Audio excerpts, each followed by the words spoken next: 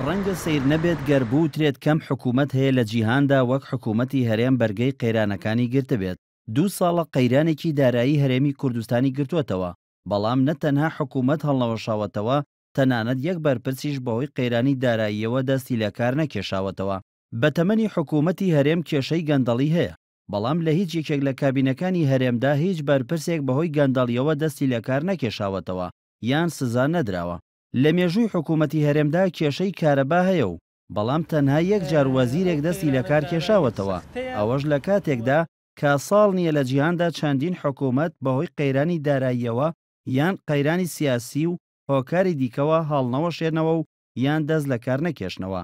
ساڵی 2013 لە بولگاریا کاتێک بەهۆی گرانبوونی نرخی کارەبا و هاوڵاتیان خۆپیشاندانیان ئەنجامدا و 25 هاوڵاتی لەلایەن پۆلیسەوە بریندار کران، حکوومەتی ئەو وڵاتە دەستی لە کارکێشایەوە و سەرک وەزیرانەکەی ڕایگەیان ئامادە نییە لە حکوومەتێکدا بێت کە پۆلیسەکەی هاوڵاتیان سەرکوت بکات.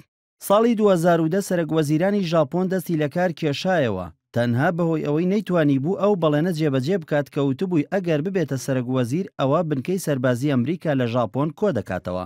بەهۆی قەیرانی داراییەوە لە نێوان ساڵەکانی 2008 بۆ 2011 چەندین سەرک وەزیرانی وڵاتانی ئەوروپا دەستیان لە کارکێشایەوە، لەوانە سەرک وەزیرانی وڵاتانی ئایسلاندا و لیتوانیا و هەنگاریا و یۆنان و بەریتانیا و ئێرلەندا. لە ڕۆژهەڵاتی ناوەڕاستیش بە هۆکاری جیاواز لە نێوان ساڵانی 2011 بۆ 2015 چەندین حکوومەت دەستیان لە کار کێشاوەتەوە. ساڵی 2011 سەرک وەزیرانی کوێت دەستی لە کار کێشایەوە دوای ئەوەی ئاشکرا بوو چەند بەرپرسێکی حکوومەتەکەی لە گەندەڵیەوە تێوەگلاون.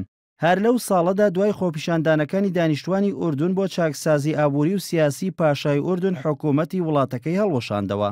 لە فەڵەستینیش لە ساڵی 2011 تا 2015 بەوەی ناکۆکی سیاسیەوە 3 جار حکوومەت هەڵوەشێنراوەتەوە. لە تونسیش لە دوای سەرکەوتنی شۆڕشەوە 2 سەرک وەزیران دەستیان لە کار کێشاوەتەوە. لە لوبنان ساڵی 2011 حکوومەتەکەی سەعەد حەریری هەڵوەشایەوە و بەهۆی ناڕزایەتی حێزبوڵڵا لە لێکۆڵینەوەکانی تایبەت بە دۆسەی تیرۆری ڕافیق حەریری. بەڵام لە هەرێمی کوردستان نە بەهۆی گەندەڵیەوە کەس دەستی لە کار کێشاوەتەوە، نە بەهۆی خۆپیشاندانەکانی هەفتەی شوباتی 2011 و کوژرانی 10 خۆپیشاندەرەوە کەس دەستی لە کار کێشایەوە، نە بەهۆی قەیرانی دارایی و بێموچەی و خۆپیشاندانی بەردەوامی فەرمانبەران و کۆشتنی ڕۆژنامەنووسان و سووتاندنی بارەگا حیزبیەکانەوە کەس دەستی لە کار نەکێشاوەتەوە. لە مێژوودا قەیرانی دارایی بە دووەم هۆکاری ڕوخاندیان هەڵوەشاندنەوەی حکوومەتەکان دادەنرێت. کەم حکوومەت هەیە بتوانێت بەرگەی قەیرانی دارایی بگرێت. لە کۆتایی 90ەکاندا لە ئەندەنوسیا حکوومەتەکەی سۆهارتۆ بەرگەی قەیرانی دارایی و دابەزینی نرخی نەوتی نەگرت و ڕووخا. لە 90ەکاندا دیموکراسیە تەوافقیەکەی فانزەوێ لاش بەرگەی قەیرانی دارایی و دابەزینی نرخی نەوتی نەگرت و مەیدانەکەی بۆ هۆگۆ چاڤێز چۆڵ کرد. لە مێژوودا رووسیا نمونەیەکی سەرنجڕاکێشە و حکوومەتی قەیسەرەکانی رووسیا ساڵی 1970 بەهۆی قەیرانی داراییەوە ڕووخا و مەیدانی بۆ شیوعەکان چۆڵ کرد. دوای 70 ساڵ لە دەسەڵاتی شیوعەکانیش قەیرانی دارایی بە یەکێک لە هۆکارە سەرەکیەکانی ڕووخاندنی یەکێتی سۆڤیەت دادەنرێت. لە زۆربەی وڵاتان دوای ئەوەی حکوومەتەکان ناتوانن بەسەر قەیرانی داراییدا زاڵ بن، یان خۆیان هەڵوەشاندۆتەوە، یان ئەوەی بە هۆکاری ناڕزایی هاوڵاتیانەوە ناچار بەدەست لە کارکێشانەوە بوون و حکوومەتێکی ڕزگاری نیشتیمانی پێکێنراوە، یان بەهۆی پێداگری حکوومەت لە سەرمانەوەی لە دەسەڵاتدا ئەنجامی زۆر خراپتری لێکەوتۆتەوە.